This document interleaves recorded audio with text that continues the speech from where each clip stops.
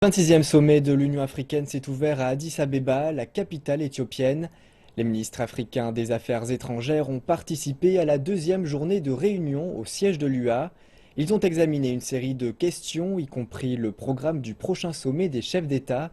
Le dossier burundais et la sécurité en Afrique seront au menu du sommet. Les dirigeants africains arrivent dans quelques heures.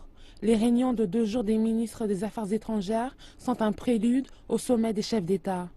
Jeudi, ils ont discuté du Burundi, du Soudan du Sud et de la République démocratique du Congo qui continuent d'être affligés par l'insécurité.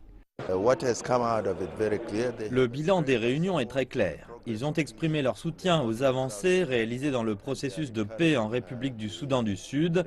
Ils appellent le chef des rebelles à se rendre à Djouba afin que le gouvernement de transition puisse être formé. Nous luttons agressivement contre les forces du mal dans notre pays. Nous avons neutralisé la plupart des rebelles des forces démocratiques de libération du Rwanda. Nous n'avons pas encore terminé les opérations, toutefois nous sommes heureux d'annoncer que nous avons accepté de reprendre les opérations avec la MONUSCO. Le Conseil exécutif de l'Union africaine a procédé à l'élection de 15 nouveaux membres du Conseil de paix et de sécurité.